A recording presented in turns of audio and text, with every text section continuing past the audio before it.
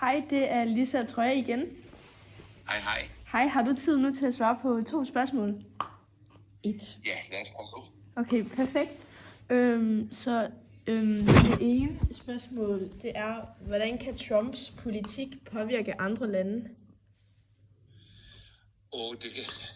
Det kan den på utallige måder, kan man sige. Et område er jo klimapolitik, man kan sige, hvor USA var en del af det, der hedder Paris-aftalen, ja. Og Trump har trukket USA ud. Det har i stor vidt omfang indflydelse på andre landes muligheder for at bekæmpe, lave grøn omstilling og bekæmpe klimaændringerne. Og så er der hele hans toldpolitik, som straftold på stort set alle lande i verden, som jo i høj grad påvirker alle de lande. Hvis du tager bare nabolandet Canada, så kan man sige, at 80% af deres eksport går til USA, ja. Og når de får lagt en masse told på det.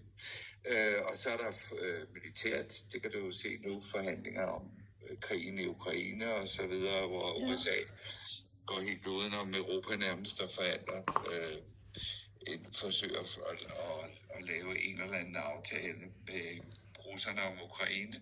Ja.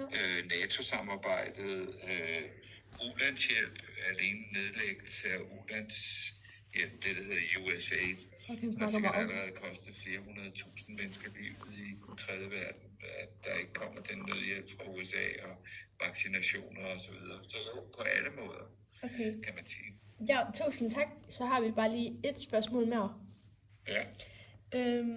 Ved du, hvordan Trump blev modtaget af medierne under hans præsidentskab?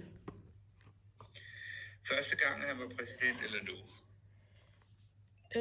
Første gang. Ja, man kan sige meget forskelligt. Fordi du har jo også splittede medier. Du har Fox News, som er meget pro-Trump. Du har noget, der hedder Newsmax og OAN. Og så har du andre medier, kan man sige, som er langt mere kritiske over for Trump. Så svaret er, at også når det gælder medier, så er amerikanerne splittet, ligesom de er, når det gælder mange andre ting. Okay, tak. Perfekt. Det var egentlig bare det. Det er godt. Ja. Held og lykke med det. Tak. Hej. Lige ringe FaceTime. Prøv lige at overveje, hvordan det ser ud.